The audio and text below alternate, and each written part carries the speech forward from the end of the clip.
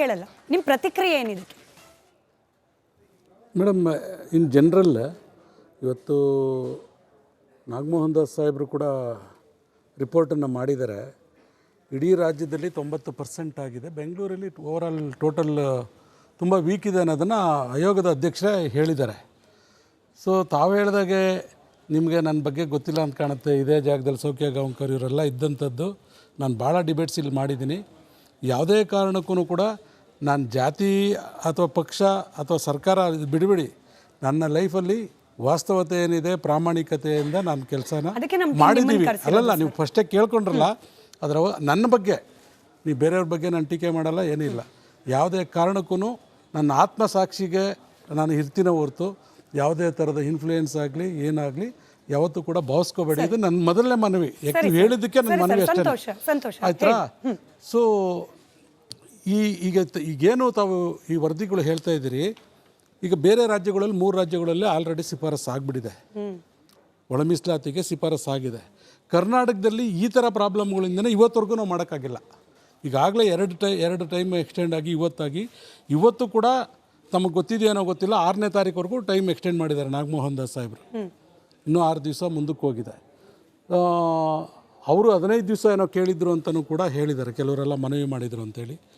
Extend ಆಗಿರೋದು ಏನಕ್ಕೆ sir? ಈ ಸಮೀಕ್ಷೆ ಮಾಡೋಕೆ ಶಿಫಾರಸಿನ ವರದಿ ಕೊಡೋಕೆ? ಬ್ಯಾಂಗ್ಳೂರಲ್ಲಿ ಏನು ಪ್ರಾಬ್ಲಮ್ ಆಗಿದೆ, ಇದು ನಾವು ಮಾಡೋಕ್ಕಾಗ್ತಾ ಇಲ್ಲ, ಯಾರು ಕೂಡ ಮುಂದೆ ಬರ್ತಾ ಇಲ್ಲ ಅಂತೇಳಿ. ಅದಕ್ಕೆ 10 ಕಾರಣಗಳಿದೆ. ನಿಮಗೆ ಗೊತ್ತಿರುವಾಗ ಎಷ್ಟೋ ಜನ ಜಾತಿಗಳು ಹೇಳ್ಕೊಂಡಿರಲ್ಲ, ಎಷ್ಟೋ ಕಡೆ ಮುಂದೆ ಬರಲ್ಲ.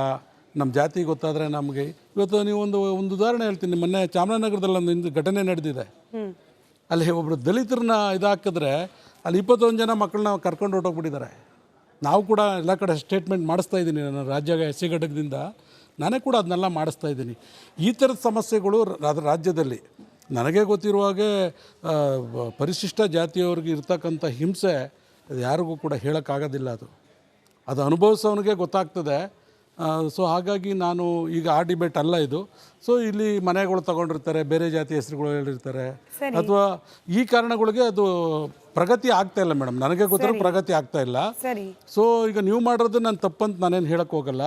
ಅದನ್ನ ನಾಗಮೋಹನ್ ದಾಸ್ ಒಂದು ಚಿಕ್ಕ ಅನುಮಾನ, ಕ್ಷಮೆ ಇರಲಿ, ಮಧ್ಯದಲ್ಲಿ ಪ್ರಶ್ನೆ ಕೇಳ್ತಿದ್ದೀನಿ.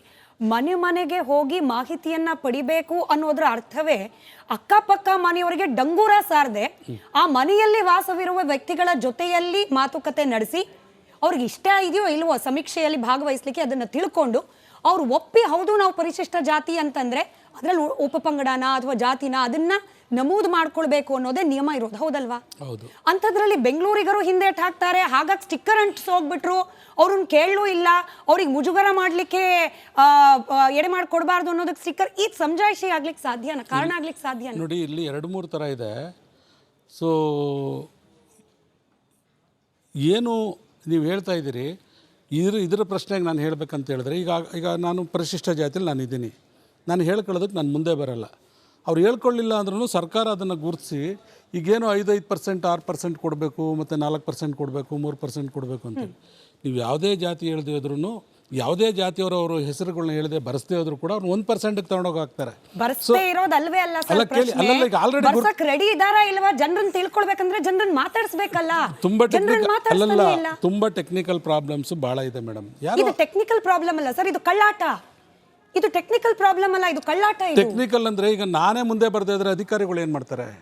ಅರೆ ಮುಂದೆ ನಾನು ಸಿಂಪಲ್ ಆಗಿ ಮುಂದೆ ಬರ್ತಾರಾ ಇಲ್ವಾ ಅಂತ ಗೊತ್ತಾಗ್ಬೇಕಂದ್ರೆ ನೀವು ಜನರ ಮುಂದೆ ನಿಲ್ಬೇಕು. ನಿಲ್ತಿಲ್ಲ ಸಿಬ್ಬಂದಿ. ಖಾಲಿ ಮನೆಗಳಿಗೆ ಸರ್, ನೀವು ನಂಬ್ತಿರೋ ಇಲ್ಲೋ, ನಾನು 4 ದಿನದ ಹಿಂದೆ ಒಂದು ಟ್ವಿಟರ್ ಅಲ್ಲಿ ಹಾಕಿದ್ದೆ, ನಮ್ಮ ಮನೆ ಕಾಂಪೌಂಡ್ಗೂ ಕೂಡ ನಮ್ಮ ಮನೇಲಿ ಯಾರೂ ಇಲ್ಲದೆ ಇರುವಾಗ ಬಂದು ಅನ್ಸೋಗಿದ್ರು. ಜಾತಿ ಹೌದೋ ಇಲ್ಲೋ ಪ್ರಶ್ನೆ ಅಲ್ಲ ಸರ್. ಕೆಳಗೆ ಬಂದಿರೋ ಕಮೆಂಟ್ ಗಳನ್ನು ಓದ್ಬಿಡ್ತೀನಿ ಸರ್. ಅಪಾರ್ಟ್ಮೆಂಟ್ ಗಳು ಲಾಕ್ ಆಗಿ 2 ತಿಂಗಳಾಗಿದೆಯಂತೆ, ಸ್ಟಿಕ್ಕರ್ ಅಂಟಿಸೋಗಿದ್ದಾರೆ, ಸಮೀಕ್ಷೆ ಆಗಿದೆ ಅಂತ ಹೇಳಿ.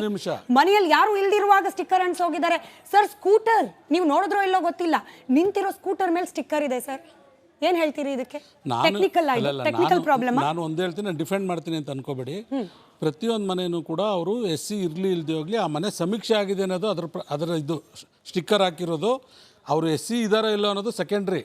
ಈ ಮನೆಯಲ್ಲಿ SC ಇದಾರೆ ಇಲ್ಲ ಅನ್ನೋದನ್ನ ನಾನು ಚೆಕ್ ಮಾಡಿದ್ದೀನಿ ಅನ್ನೋದಕ್ಕೆ ಕೇಳಿ ಒಂದು ನಿಮಿಷ. BBMPಯ ಆಯುಕ್ತರು ನೋಡಿ, ಇಡೀ ರಾಜ್ಯದಲ್ಲಿ ಇದು 10 ಹಲವಾರು ಥರ ಒಬ್ಬೊಬ್ಬ ಅಧಿಕಾರಿಗಳು ಒಂದೊಂದು ಥರ ಡೈರೆಕ್ಷನ್ಸ್ ಕೊಟ್ಟಿದ್ದಾರೆ. ಈಗ ನಾನು ಒಬ್ಬ SC, ನಾನು ನನ್ನ ಮನೆ ನಂದು ಇದನ್ನು ಮಾಡಿದ್ರು, ನನ್ನ ಮನೆಯಲ್ಲಿ ನನ್ನ ಹೆಂಡತಿ ಮಕ್ಕಳದಲ್ಲಾಯಿತು, ನಂದೇ ಹೆಸರು ಇರಲಿಲ್ಲ, ಅದು ಸದಾಶಿವಯೋಗದಲ್ಲಿ ಮಾಡ್ಕೊಂಡಿದ್ರು. ಬಂದರು ನನ್ನ ಹತ್ರ ಕೂತ್ಕೊಂಡೆಲ್ಲ ಕೇಳಿದ್ರು. ನಾನು ಆಮೇಲೆ ನನ್ನ ಹೆಸರು ಇಲ್ಲ ಅಂತ ಹೇಳಿದೆ. 4-5 ಅಧಿಕಾರಿಗಳು ಬಂದು ನನ್ನ ಟಿ ನರಸೀಪುರಕ್ಕೆ ಇದೇ ಕೆಲಸಕ್ಕೆ ಹೋಗಿ ಕೂತ್ಕೊಂಡು ನಾನು ಮಾಡಿದಂಥ ಸಂದರ್ಭದಲ್ಲಿ, ಸರ್ ನನ್ನ ಹೆಂಡತಿ ಲಲಿತಾ, ಮಗ ರಾಹುಲ್ ಬಾಲು, ನಿಶಾ ಅಂತೇಳಿ ಸೊಸೆ, ಮೊಮ್ಮಗಳು ಅವಳ ಈಗ 7-8 ವರ್ಷ, ಈ 4 ವರ್ಷದಲ್ಲೇ ಅವಳದು ಹೆಸರನ್ನ ತಗೊಂಬಂದಿದ್ದಾರೆ, ನಿಮ್ಮದೇ ಇಲ್ಲ ಸರ್ ಅಂತ ಹೇಳಿದ್ರು. ಆಮೇಲೆ ಇದು ಸದಾಶಿವಯೋಗದ್ದು ತಗೊಂಡಿದ್ದಾರೆ ಅಂತೇಳಿ. ಅದರಲ್ಲಿ ಏನಾಗಿದೆ, ಸದಾಶಿವಯೋಗದನ್ನು ಕೂಡ ಅಧಿಕಾರಿಗಳು ಕ್ಯಾರಿ ಮಾಡಿದ್ದಾರೆ ಮೇಡಮ್. ದಿಸ್ ಇಸ್ ಫಾರ್, ಯಾಕೆಂದರೆ ನನಗೆ ನಮ್ಮ ಮನೆಯಲ್ಲಿ ನಡೆದಿದ್ದನ್ನ ನಿಮ್ಗೆ ಹೇಳ್ತಾ ಇದ್ದೀನಿ. ಈ ಕಾರಣಗಳಿಂದ ಆ ಸ್ಟಿಕ್ಕರ್ ಹಾಕಿರೋದ್ರ ಬಗ್ಗೆ ನನಗೆ ಕರೆಕ್ಟಾಗಿ ಗೊತ್ತಿಲ್ಲ. ಈ ಮನೆಗೆ ಆಗಿದೆ, ಈಗ ಪಕ್ಕದ ಮನೇಲಿ ಕೇಳ್ತಾರೆ. ಈಗ ಎಷ್ಟೋ ಜನ ಅಧಿಕಾರಿಗಳು ಎಲ್ಲ ಬೀಗ ಕೆಲಸ, ಗೌರ್ಮೆಂಟ್ ಕೆಲಸ ಮಾಡೋರು, ಬೇರೆ ಬೇರೆ ಕೆಲಸ ಮಾಡೋರು ಬೀಗ ಹಾಕೊಂಡು ಹೋಗಿರ್ತಾರೆ. ಅಕ್ಕಪಕ್ಕದಲ್ಲ ಅಂಗಡಿಯವ್ರು ಯಾರನ್ನ ಕೇಳ್ತಾರೆ, ಆ ಮನೆಯಲ್ಲಿ ಪ್ರಶ್ನೆಗೂ ನಿಮ್ಮೆಲ್ಲ ಅನುಮಾನಗಳಿಗೂ ಉತ್ತರ ನಾವು ಆಲ್ರೆಡಿ ತೋರಿಸ್ಬಿಟ್ಟಿದೀವಿ. ಮನೆ ಒಳಗ್ ಜನ ಇದ್ದಾರೆ, ನಾಕ್ ಕೂಡ ಮಾಡಿಲ್ಲ, ಆಚೆ ಸ್ಟಿಕ್ಕರ್ ಅಂಟಿಸ್ಬಿಟ್ಟು ಹೋದ್ರು. ನಮ್ಮ ಪ್ರತಿನಿಧಿ ಹೋಗ್ಬಿಟ್ಟು ಬಾಗ್ಲು ಬಡ್ದಾಗ ಆಚೆ ಬಂದು, ಸರ್ ನಿಮ್ಮ ಮನೆ ಮುಂದೆ ಸ್ಟಿಕ್ಕರ್ ಹಾಕಿದಾರಲ್ಲ ಅಂದ್ರೆ ನಮಗೆ ಗೊತ್ತೇ ಇಲ್ಲ ಅಂತಾರೆ.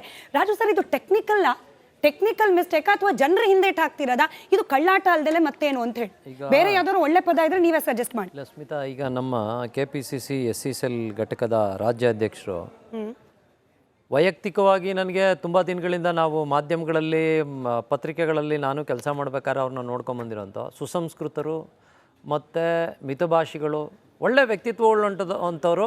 ಯಾಕೆಂದರೆ ಅವ್ರ ಕುಟುಂಬನ ನಾನು ಸುಮಾರು ವರ್ಷಗಳಿಂದ ಅಬ್ಸರ್ವ್ ಮಾಡ್ಕೊಂಡು ಬರ್ತಾ ಇದ್ದೀನಿ. ವ್ಯಕ್ತಿತ್ವದ ಬಗ್ಗೆ ನಾನು 2 ಮಾತಾಡಲ್ಲ. ಆದರೆ ಈ ಧೃತರಾಷ್ಟ್ರ ಪ್ರೇಮ ಅಂತಾರಲ್ಲ, ಆ ರೀತಿ ನಮ್ಮ ಧರ್ಮಸೇನ ಸಾಹೇಬರು ಪಕ್ಷನ ಸಮರ್ಥಿಸ್ಕೊಳ್ಳೋ ಪ್ರಯತ್ನದಲ್ಲಿದ್ದಾರೆ. ಆದರೆ ಪಕ್ಷಕ್ಕಿಂತ ಇಂಪಾರ್ಟೆಂಟಾಗಿ ಇಲ್ಲಿ ಅಧಿಕಾರಿಗಳು ಸರ್ಕಾರದ ಕಂಟ್ರೋಲಲ್ಲಿಲ್ಲ ಅನ್ನೋದನ್ನು ನಾವು ಮೊದಲು ಗಮನಕ್ಕೆ ತಗೋಬೇಕಾಗ್ತದೆ. ನೋಡಿ, ಜಾತಿಗಣತೆ ಮಾಡಬೇಕಾದ್ರೆ ಪಾಪ ಅವ್ರು ಹೇಳಿದ್ರು ಸದಾಶಿವ ಆಯೋಗದಲ್ಲಿ 3 ಜನದ ಹೆಸರು ಬಿಟ್ಟೋಗಿತ್ತು. ಒಬ್ಬ MLC ಪರಿಸ್ಥಿತಿನೇ ಅವತ್ತಿನ ಕಾಲಕ್ಕೆ ಈ ಅಧಿಕಾರಿಗಳು ಈ ರೀತಿ ಮಾಡಿದ್ದಾರೆ ಅಂದರೆ ಜನಸಾಮಾನ್ಯನ ಪರಿಸ್ಥಿತಿ ಏನು? ನೀವು ಜನಗಳ ತೆರಿಗೆ ಹಣದಲ್ಲಿ ಅವ್ರಿಗೆ ಸಂಬಳ ಕೊಡ್ತಾ ಇದ್ದೀರಿ, ಅವ್ರ ಕೈಲಿ ಕೆಲಸ ಮಾಡ್ಸೋಕ್ಕಾಗಲಿಲ್ಲ ಅಂದರೆ ನಿಮ್ಮನ್ನ ಜನಪ್ರತಿನಿಧಿ ಅಂತ ಯಾಕೆ ಆಯ್ಕೆ ಮಾಡಬೇಕು ಅನ್ನೋದು ಜನಕ್ಕೆ ಕಾಡುವಂಥ ಪ್ರಶ್ನೆ. ಮನೆ ಮುಂದೆ ಬಂದರು, ಒಂದು ಸ್ಟಿಕ್ಕರ್ ಅಂಟಿಸಿದ್ರು, ಹೋದ್ರು, ಆಯಿತು, ಓಕೆ.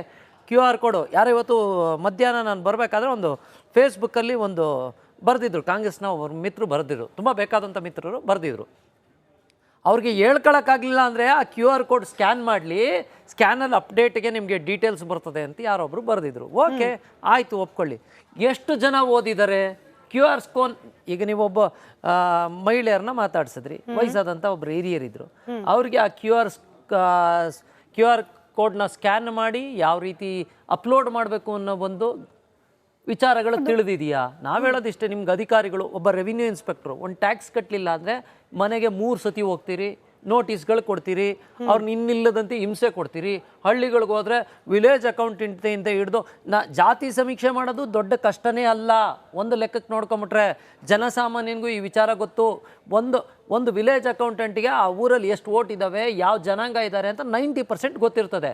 ಓಕೆ, ಸರ್ಕಾರಕ್ಕೆ ಈಗ ಏನಾಗ್ಬಿಟ್ಟಿದೆ ಅಂದರೆ ಕ್ರೀಮಿ ಲೇಯರ್ಗೆ, ಅಂದರೆ ಜಾತಿಗಳಲ್ಲಿರೋವಂಥ ಒಳಜಾತಿಗಳು, ಪಂಗಡಗಳು, ನೀವೇನು ಕ್ಯಾಟಗರಿ ಮಾಡ್ತೀರಾ, ಈ 3A ತಂದು ಯಾವುದೋ ಒಂದು ಸೇರಿಸ್ತಾರೆ, ST ತಂದು ಯಾವುದೋ ಒಂದು ಸೇರಿಸ್ತಾರೆ. ಆದರೆ ಬಲಿಷ್ಠ ವರ್ಗಗಳೇನಿದಾವೋ ಅವು ತುಳಿತಕ್ಕೊಳಗಾಗಿರೋವಂಥ ವರ್ಗಗಳಿಗೆ ಅವಕಾಶಗಳು ಸಿಗಬಾರ್ದು ಅನ್ನೋ ಒಂದೇ ಒಂದು ಉತ್ಕಟೇಚ್ಛೆ ಇಟ್ಕೊಂಡು ತಮ್ಮ ರಾಜಕೀಯ ಬೆಳೆ ಬಯಸ್ಕೊಳ್ಳೋ ಒಂದೇ ಒಂದು ಉದ್ದೇಶಕ್ಕೋಸ್ಕರ ಈ ಥರ ಕೆಲಸಗಳಿಗೆ ಇಳಿದಿರ್ತಾರೆ. ಅವರು ಮಾಡ್ತಾ ಇರೋಂಥ ಫೋರ್ಸ್ಗೆ ಸರ್ಕಾರ ಇವತ್ತು ಅವ್ರಿಗೆ ಮಣಿದು ಈ ಲಾಬಿಗೆ ಇಳಿದಿದೆ. ಒಂದು ಸಣ್ಣ ಉದಾಹರಣೆ ಹೇಳ್ತೀನಿ. ನಮ್ಮ ಬಂಜಾರ ಸಮಿತಿಯವರು ಕ್ರೀಮಿ ಲೇಯರ್ ವಿಚಾರಕ್ಕೆ ಬಂದಂಥ ಸಂದರ್ಭದಲ್ಲಿ ದೊಡ್ಡ ಹೋರಾಟ ಮಾಡಿದ್ರು. ಈಗ ರಾಜಕಾರಣದ ವಿಚಾರ ಬೇಡ, ಒಬ್ಬ MLA ಕ್ಯಾಂಡಿಡೇಟು, ಒಬ್ಬ ಮಿನಿಸ್ಟ್ರ್ ಮನೆಗಳ ಮೇಲೆ ಕಲ್ಲು ತೂಲಾಟ ಮಾಡೋದು, ಎಲ್ಲ